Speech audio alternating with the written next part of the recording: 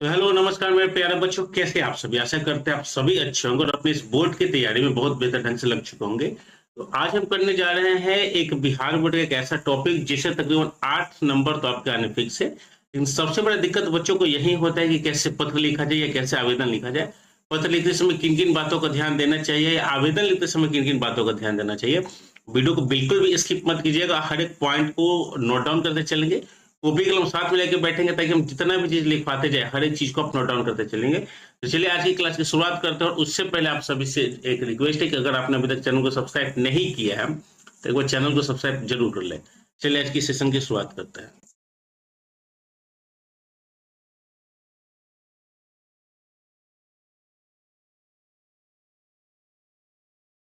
चलिए हमारे पास सबसे पहला जो पॉइंट है, क्वेश्चन ध्यान से देखेंगे। हमारे पास सबसे पहला पॉइंट कह रहा है कि संस्कृत आवेदन पत्र लिखने के नियम क्या है। हम जानते हैं कि संस्कृत जो कोई भी भाषा में जब पत्र या आवेदन लिखे जाते हैं उसके कुछ नियम, कुछ कानून, नियम, कुछ कायदे होते हैं।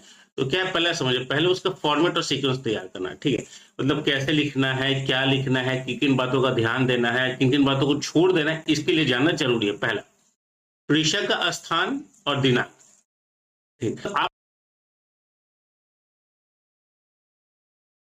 आप जो समझिए कि पत्र के ऊपरी दाएं कोने में स्थान, जैसे स्थानम, दिल्ली नगरम, और दिनांक। ठीक है, रीजन समझिए कि हम किस हिसाब से कह रहे हैं। अगर हम नीचे आते हैं आपको, जैसे मान चलिए कि ये हमारे पास कोई, हमने ये यहाँ से ऐसे पत्र लिखना शुरू किया तो यहाँ, ठीक है, यहाँ लिखाएगा स्थान। एक मिनट रुक जाइए। ठीक है, जैसे मान चलिए कि मेरा पूरा का पूरा पेज ही है तो इसमें क्या लिखाएगा, यहाँ लिखाएगा जैसे स्थानम। ठीक है, तो हमने लिख दिया पटनाश्य। अब लिख दी, नीचे लिखाएगा दिनांक। दिनांक आपने लिख दिया जैसे 2/2/2026।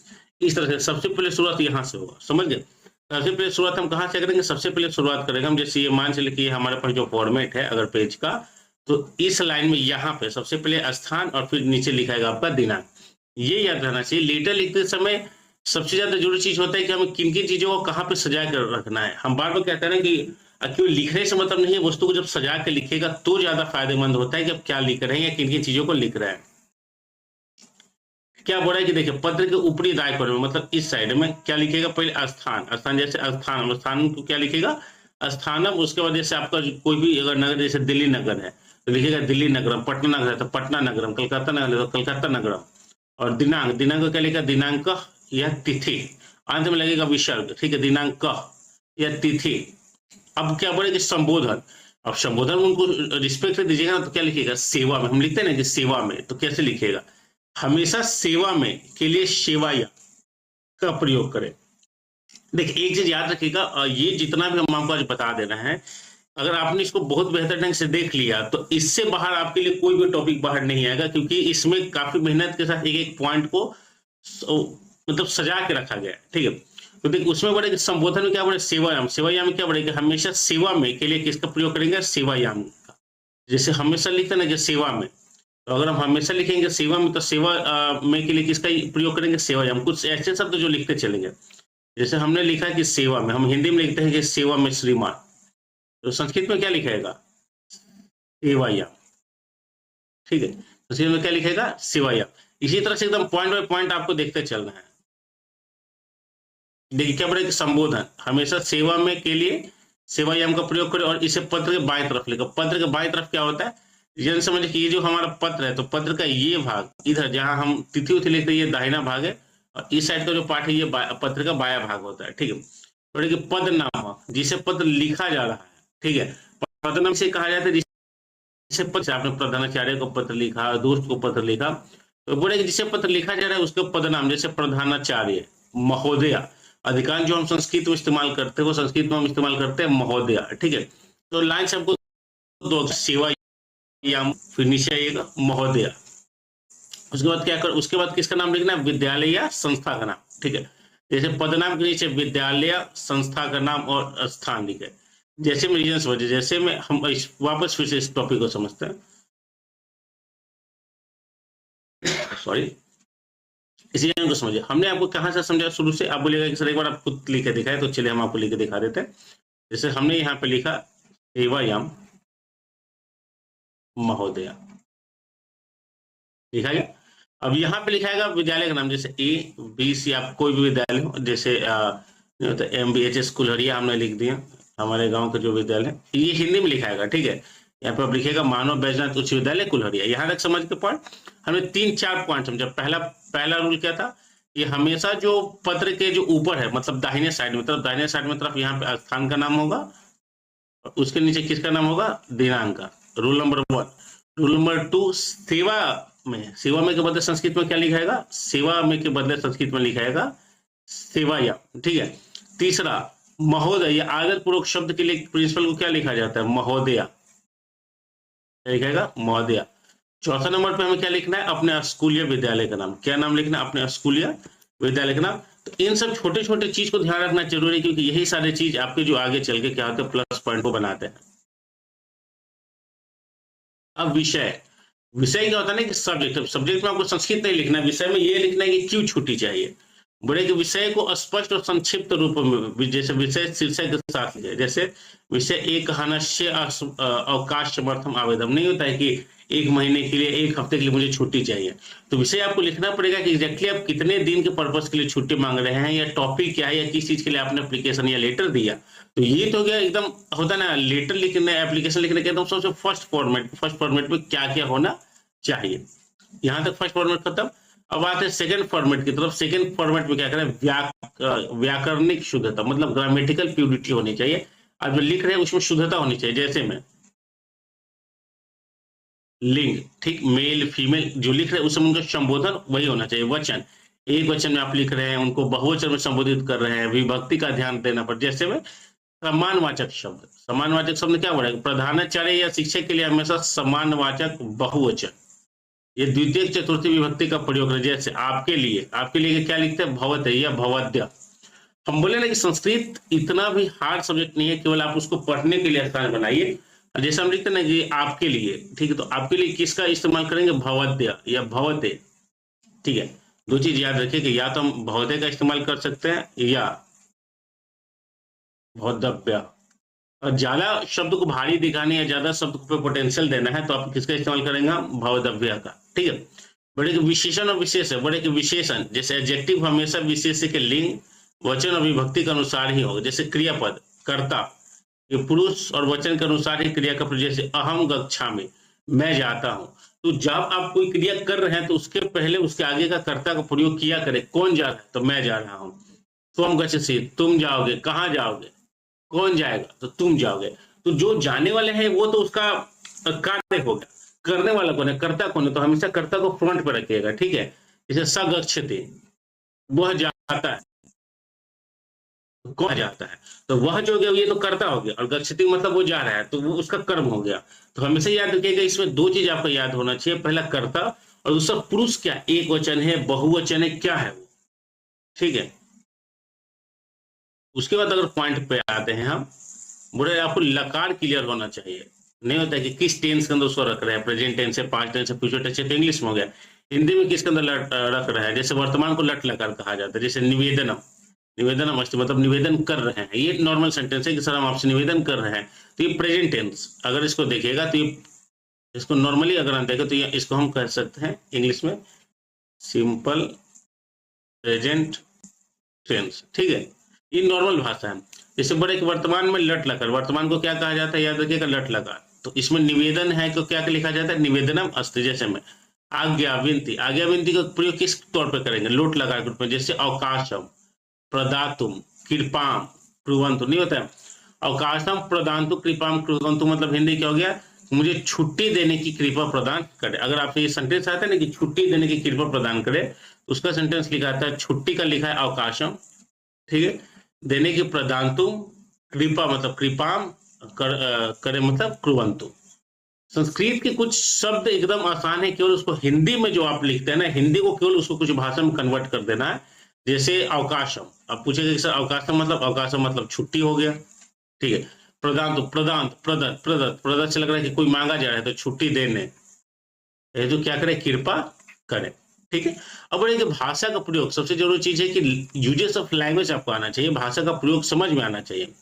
भाषा के प्रयोग में क्या करके, भाषा में क्या होनी चाहिए, विनम्रता होनी चाहिए। विनम्रता मतलब बातचीत की जो शैली है एकदम आसान होनी चाहिए, एकदम सरल होनी चाहिए, नॉर्मल होनी चाहिए। विनम्रता में बढ़े कि औपचारिक पत्रों में अत्यधिक विनम्रता और आदर प्रकट होना चाहिए। इसके लिए सविनयम निवेदनम अस्ति यत् जैसे वाक्यों का प्रयोग करें। जैसे विनम्र निवेदन है कि हम लिखते हैं ना कि सेवा में श्रीमान प्रधानाध्यापक स्कूल विषय महोदय विनम्र निवेदन है कि, तो जब आप इस तरह के सेंटेंस को जोड़ते हैं तो सेंटेंस काफी ज्यादा खूबसूरत दिखाई देता है। तो उसमें क्या लिखेगा, विनम्र निवेदन है कि सविनयम निवेदनम अस्ति। ठीक है, इन सब के क्या होता है, ये सब सेंटेंस, ये सब वर्ड पावर हो जाते हैं, ये सब सेंटेंस को बढ़ा देते हैं, वेटेज होता है ना, वर्ड वेटेज को बढ़ा देते हैं। इसे सीखने में आपको काफी ज्यादा आसानी मिलेगा। बढ़ेगी आभार प्रदर्शन, पत्र के अंत में आभार व्यक्त करने के लिए एतदर्थ अहम भवतः कृतज्ञ भविष्य में, मतलब इसके लिए मैं आपका आभारी रहूंगा। मैं बार बार बोल रहा हूँ कि मैं जिन जिन भी शब्दों को हाईलाइट कर रहा हूँ उन शब्दों को आप क्या करें, अपने कॉपी पर नोट करते चलें। ठीक, जैसे एतदर्थ अहम भवताम कृतज्ञ भविष्य में, मतलब इसके लिए मैं आपका सदा आभारी रहूंगा। ये कुछ ऐसे शब्द है जिसको आप उतार के भी रख सकते हैं ताकि जब आप अपने कॉपी पे इसका प्रयोग करें तो जैसे मैं यहाँ नहीं लिखे सविनय निवेदन अस्ति, मतलब विनम्र निवेदन है। हम आपको एक एक लाइन बाई टॉपिक कह रहे हैं कि पूरी चीज लिखवा ही दे रहे हैं। एक जगह हम क्या करेंगे, अंत में उसका संलेखन दे देंगे, एकदम क्लियर कर देंगे कि कैसे है, रीजन समझिए। उसके बाद बोलेंगे शुद्ध पद, संस्कृत के शुद्ध शब्दों का प्रयोग करें, हिंदी शब्दों के सीधा अनुवाद से बचे। देखिए बहुत लोग क्या कह देते हैं, सिंपल बात समझिए, अधिकांश शिक्षक कह देते हैं कि संस्कृत का जो एप्लीकेशन या लेटर आता है तो हिंदी में लिख दो और उसका अंत में विसर्ग मैंने तो लोप लगा दो। ऐसा काम नहीं चलता है, दोनों भाषा बिल्कुल अगले है, तो संस्कृत को संस्कृत भाषा के तौर पर लिखना पड़ेगा और हिंदी को हिंदी भाषा के तौर पर लिखना पड़ेगा। इसलिए मैंने इस चीज को एकदम स्पष्ट कर दिया थोड़ी कि आपको इस चीज से बचना है, आपको ये गलती नहीं करनी है। ठीक है, नेक्स्ट आता है समापन और हस्ताक्षर। तो जब हम अपने लेटर एप्लीकेशन को क्लियर कर लेते हैं तो हमें कंक्लूजन देना होता है कि कंक्लूजन में हम क्या दे रहे हैं, उसके बाद हमें देना होता है अपनी सिग्नेचर। तो देखिए बड़े धन्यवाद पत्र समाप्त करने से पहले धन्यवाद हम लिखे। जब आप पत्र को समाप्त करते हैं तो समाप्त करने से पहले आदमी इंग्लिश में क्या कहता है, थैंक यू सर, वैसे आपको लिखना पड़ेगा धन्यवाद। इससे क्या होता है कि आपने जो छुट्टी मांगी थी उसके प्रति अपने उनके प्रति कृतज्ञ नहीं, आभार प्रकट किया, एक प्यार प्रकट किया। निवेदक का परिचय में पड़ेगा औपचारिक समापन लेकर, जैसे भवदीय आज्ञाकारी शिष्य, भवती आज्ञाकारी शिष्य। मतलब देखिए हम यहाँ पे कुछ आपको शब्द दे रहे हैं, कुछ ऐसे शब्द जो काफी ज्यादा वेटेज उठाएंगे। जैसे भवदीय आज्ञाकारी शिष्य, आप लिखते हैं ना आपका आज्ञाकारी छात्र या आपका आज्ञाकारी शिष्य, तो आपका लिखेगा भवदीय आज्ञाकारी शिष्य। ठीक है, और अगर आप लड़की तो शिष्य या हो जाएगा, या भवतीय आज्ञाकारिणी शिष्य। ये शब्द ऐसे हैं जिसके नीचे आपको, आप ये नहीं लिखेगा कि आपके आज्ञाकारी शिष्य, नहीं, ये पूरा का पूरा सेंटेंस गलत हो जाएगा। संस्कृत हर एक शब्द के साथ अपने ग्रामेटिकल को लेकर चलता है। ठीक है, इसी तरह से हो जाएगा भवदीय आज्ञाकारी शिष्य। उसके बाद क्या है, नीचे समझिए, उसके बाद क्या लिखना है आपको, इसके नीचे आपको अपना नाम, कक्षा, क्रमांक स्पष्ट रूप से लिखना है। जैसे हम आपने यहाँ पे लिखा नाम, आपने यहाँ पे अपने किस क्लास में, और आपने यहाँ पे लिखा आपका रोल नंबर। ये चीज एकदम स्पष्ट होना चाहिए कि आपको कैसे इस चीज पे कंट्रोल कर रहे हैं। ठीक है, अब देखिए जैसे हमने क्या किया कि क्विक रूल समरी आपको नीचे दिए हैं कि कैसे इस चीज को याद करिए। पहला में नियम होना चाहिए, दूसरा संस्कृत का प्रयोग, और तीसरा हिंदी। आइए इस चीज को और आपको आसान बना देते हैं। ठीक है, इस चीज को हम क्या कर देते और आसान बना देते हैं। अब हमने आपको यहाँ पे कुछ सेंटेंस तोड़ के दे दिया है। जैसे विनम्र निवेदन है, विनम्र निवेदन है के लिए क्या क्या लिखेगा, विनम्रता आएगा, सविनम निवेदनम अस्ति यत्, नहीं तो विनम्र निवेदन है कि, हम लिखते हैं ना कि सेवा में श्रीमान प्रधानाध्यापक महोदय विनम्र निवेदन है कि, तो उसको संस्कृत में कैसे लिखिएगा, तो सविनम निवेदनम अस्ति यत्। ठीक है, और जैसे एक लिखते हैं ना कृपा कीजिए, तो क्या लिखेगा, कृपाम कुर्वन्तु। कृपा कीजिए किसके लिए प्रयोग किया जाता है, विनती आज्ञा के लिए। जब हम किसी से विनती कर रहे हैं, जब किसी से आज्ञा दे रहे हैं, ये किस फॉर्म में आएगा, याद रखिएगा ये प्रयोग होता है हमेशा लोट लकार में। तीसरा आभार व्यक्त करने के लिए भवताम कृतज्ञ भविष्य में, तो मैं इसके लिए आपका सदा आभारी रहूंगा। तो रहूंगा ये फ्यूचर टेंस हो गया। ठीक है, तो इसमें भविष्य में आमी आम पढ़े ना, तो इसमें हो जाएगा भवताम कृतज्ञ भविष्य में। मैं बार बार कह रहा हूँ कि मैं जिन जिन शब्दों को हाईलाइट कर रहा हूँ उन शब्दों को आप नोट करते चले, ताकि जब आप एप्लीकेशन लिखने की प्रैक्टिस करेंगे तो अपने नोट्स कॉपी को एक बार सामने रखेंगे, ताकि जिससे क्लियर हो सके कि हाँ यहाँ पे हमें किस सेंटेंस का प्रयोग करना है। समापन के समय पे भवदीय आज्ञाकारी शिष्य, मैंने अभी हाल ही में आपको बताया, हम लोग लिखते हैं ना कि आपके आज्ञाकारी शिष्य, तो हम उसमें लिखेंगे भवदीय आज्ञाकारी शिष्य। अतः स्थान जैसे सेवायाम, सेवा इन सबसे हो जाएगा। अब आते हैं मित्र, ये तो हो गया एप्लीकेशन। अब एक और सेंटेंस आता है कि अपने मित्र जन्मदिन पर बधाई देने के लिए पत्र लिखे। पैसा मांगने के लिए पत्र लिखे, उधार मांगने के लिए पत्र लिखे, कर्जा मांगने के लिए पत्र लिखे, किसी भी फॉर्म में, तो आइए समझते हैं। यह पत्र क्या बढ़े, ऊपरी दाया कोना। दाया कोना मतलब कहाँ, अगर ये हमारा पूरा का पूरा पेज है बाबू, तो दाया हमेशा इस साइड होता है, इस साइड का पार्ट हमेशा क्या होता है, दाया होता है। तो यहाँ पे वही चीज है कि यहाँ पे आप पहले लिखिएगा स्थान और नीचे फिर लिखिएगा आपका दिनांक। ये दो चीज पहले क्लियर होनी चाहिए। पहला क्या, सबसे ऊपर स्थान और उसके नीचे क्या होगा, दिनांक। और स्थान भी जैसे इलाहाबाद नगर नहीं लिखाएगा, लिखाएगा इलाहाबाद नगरम। आप संस्कृत में पत्र लिख रहे हैं ना, उसमें लिखेगा इलाहाबाद नगरम, अम का प्रयोग करेगा तो हो जाएगा इलाहाबाद नगरम। उसके नीचे लिखा जाएगा दिनांक। देखिए जैसे ये नगर है और ये दिया है आपका दिनांक, यहाँ तक क्लियर। अब संबोधन, संबोधन के लिए क्या लिखेगा, प्रिय मित्र। दोस्त नहीं लिखाएगा, क्या लिखाएगा, प्रिय मित्र। उसके बाद क्या करें, पॉइंट को समझिए थोड़ा। उसके बाद करेंगे अभिवादन। अब ये समझिए, जैसे संबोधन करने के लिए हम किसका प्रयोग करें, प्रिय मित्र का। अभिवादन करने के लिए हम किसका प्रयोग करें, सादरम नमस्कार। सादरम नमस्कार का मतलब क्या हो गया, भाई नमस्कार प्रणाम। उसके बाद क्या करें, पहला अनुच्छेद, ध्यान से देखिए, कुशल मंगल। पहला अनुच्छेद में क्या लिखेंगे, कुशल मंगल। जैसे अहम अत्र कुशलामी अस्ति, मतलब नहीं होता है मैं यहाँ कुशल हूँ। अहम मतलब मैं, अत्र मतलब यहाँ, कुशलीन मतलब कुशल, अस्ति मतलब हूँ। मैं एक एक सेंटेंस को तोड़ते जाऊंगा ताकि आपका जो सेंटेंस लिखने में, जब आप पत्र लिखेंगे या एप्लीकेशन लिखेंगे, तो आपको बिल्कुल भी दिक्कत नहीं हो। आशास है, आशास मतलब आशा है, ठीक है। यत्र भवान अपि तत्र कुशलम भविष्यति, आशा है तुम भी वहां कुशल होगे। हम लोग कैसे लिखते हैं कि सादर पिता ने तो पूजनीय पिताजी सादर प्रणाम, मैं यहाँ कुशल पूर्वक हूँ, आशा करता हूँ कि आप भी वहां कुशल पूर्वक होंगे। तो वही सेंटेंस है, केवल सेंटेंस को बदलना पड़ेगा। क्या होगा, जैसे हमने लिखा कि अहम अत्र कुशलमी अस्ति, अहम अत्र कुशलीना अस्ति मतलब अहम मतलब मैं, अत्र मतलब यहाँ, कुशलीना मतलब कुशल, अस्ति मतलब हूँ, मैं यहाँ कुशल हूँ। उसके बाद आशा से, आशा से मतलब आशा है, यत्र भवान अपि तत्र कुशलम अस्ति, आप भी वहां या तुम भी वहां कुशल पूर्वक हो गए। ये पहला लाइन हो चुका है लेटर का खत्म। दूसरे अनुच्छेद में आते हैं, उसके बाद आएगा थोड़ा सा लाइन चेंज। उसके बाद ध्यान से देखिए क्या कह रहा है, उसके बाद में क्या कह रहा है आपका कि मम इदानीम एवं ज्ञाता यत्र परश्व त्व जन्मदिन अस्ति, ठीक है। उसके बाद क्या कह रहा है कि मुझे अभी अभी, मम मतलब मुझे या मैं, इदानीम, इदानीम मतलब, इदानीम मतलब क्या हो जाएगा, जैसे क्या होता है अभी, मम इदानीम एवं ज्ञातम, ज्ञातम मतलब हम समझते हैं कि ज्ञात होना। यत परस्व, परस्व मतलब परसों, तो जो तुम्हारे जन्मदिन का पता चला, मतलब ये कह रहा है कि नहीं होता कि दूसरा अनुच्छेद में क्या कह रहा है कि मम इदानीम एवं ज्ञातम परस्व त्व जन्मदिन अस्ति। ध्यान से देखिए, मैंने हर एक सेंटेंस का हिंदी यहाँ पे दिया है, आप तो ध्यान से देखिए। मुझे अभी अभी पता चला है कि परसों तुम्हारा जन्मदिन है, ठीक। उसके बाद इस सेंटेंस पे आ जाइए, एतदर्थ ते कोटिश अभिनंदन, इसके लिए तुम्हें करोड़ों शुभकामनाएं। याद रखिए कि कोटि यहाँ पे दिया है, कोटिश, कोटिश का मतलब क्या दिया गया है, करोड़। एतदर्थ, एतदर्थ मतलब इसके लिए, ठीक है। ते मतलब तुम है, अभिनंदनामी मतलब शुभकामनाएं। मैं बार बार कह रहा हूँ कि संस्कृत के एक एक श्लोक को लिखते चलेंगे, क्योंकि एग्जाम के समय पे इन सभी जो टॉपिक है ये आपके लिए बहुत ज्यादा लाभकारी सिद्ध होंगे, ठीक। उसके बाद क्या बोला है कि ईश्वर त्वाम दीर्घायु तथा यशस्वी कुर्यात, मतलब ईश्वर तुम है, त्वाम मतलब तुम है, दीर्घायु मतलब दीर्घायु, तथा यशस्वी बना, मतलब ईश्वर तुम्हें दीर्घायु और यशस्वी बना। तो ये है लेटर का पहला श्लोक, जहां आप उसके जन्मदिन पे आप उसका अभिवादन करते हैं, उसको बधाई देते हैं, ठीक है। लेटर लिखने का भी कुछ तरीका होता है, पहले में आपको उसका बधाई देना है, उसके बारे में जन्मदिन पे उसको विश करना है। उसके बाद अगर पॉइंट की तरफ आते हैं हम, ठीक है, चलिए ये सब टॉपिक आप लिखते चलेंगे, ठीक है। उसके बाद बोल रहा है, थोड़ा ध्यान से देखिएगा, एक मिनट रुक जाइए। उसके बाद देखिए क्या बोल रहा है कि अहम त्वम जन्म दिवस उत्सवे सम्मिलितुम इच्छा में। बोले कि नहीं होता है कि मैं तुम्हारे जन्मदिन के उत्सव में शामिल होना चाहता हूं, ठीक है। नहीं होता, इच्छा तो है, डिजायर है उस व्यक्ति का कि वो जो आपके जन्मदिन में शामिल होना चाहता है, किंतु अब यहाँ पे आ चुका है किंतु, मतलब कोई सवाल होगा।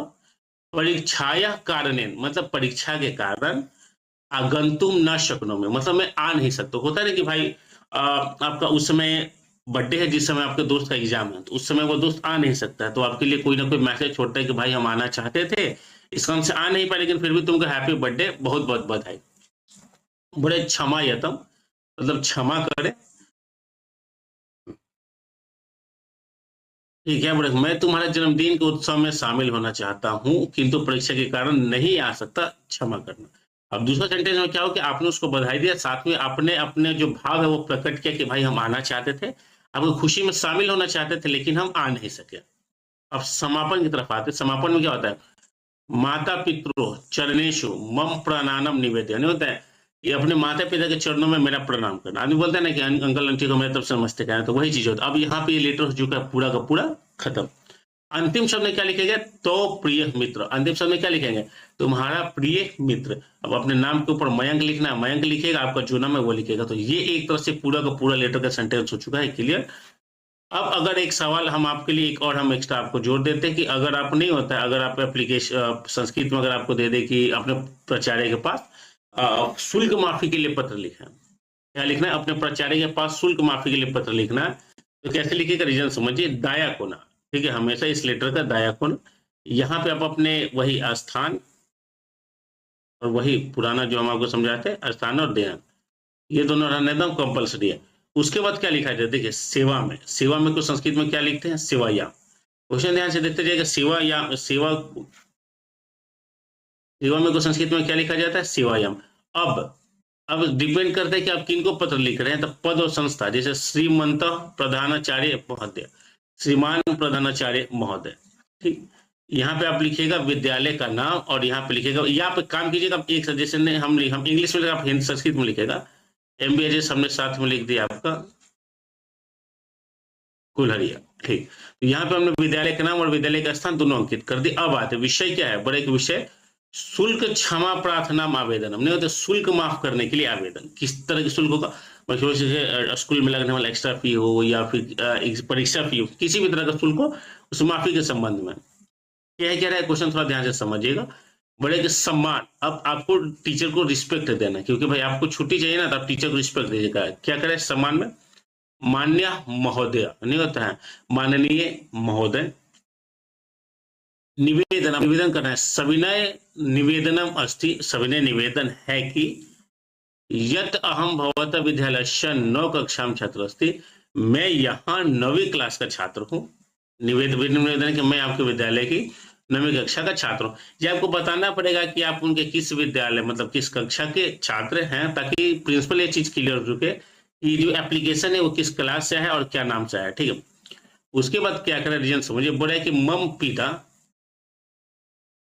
एक सामान्य कृषक अस्ति, बोले जो मेरे पिता हैं एक सामान्य किसान है, ठीक से।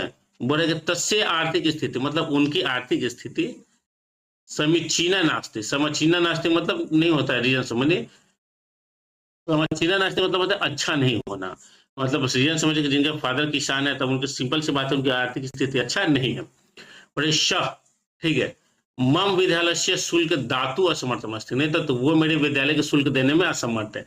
रीजन समझिए, बच्चे आपको क्या करना है, आपको क्लियरली वहां पे अपने रीजन को, रीजन क्या है या क्यों आप फी नहीं दे पाएंगे, पहले उस टॉपिक को क्लियर करना है।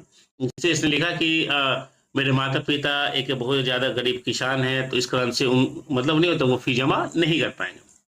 उसके बाद प्रार्थना, अब यहाँ पे आपको रिक्वेस्ट करना है, रिक्वेस्ट क्या, अतः अहम भवंत प्रार्थना, नहीं होता है कि अतः मैं आपसे प्रार्थना करता हूं या करती हूँ, यद कृपया मम संपूर्ण शुल्क क्षमा पाया तो कृपा कुर्वन्तु, नहीं होता है कि आपसे निवेदन है कि मेरी सभी फी माफ करे, क्या देखिए, मैं आपसे प्रार्थना करता हूं कि कृपया मेरी संपूर्ण फी माफ करने के लिए कृपा करें। तो यहाँ पे अब हो गया कि आपने उनसे रिक्वेस्ट किया, शुरू में आपने क्या किया, शुरू में आपने अपना कारण बताया, और दूसरा में आपने उनसे रिक्वेस्ट किया कि महानुभाव आपसे निवेदन है कि हमारी सभी फी को क्या कर दिया जाए, माफ कर दिया जाए।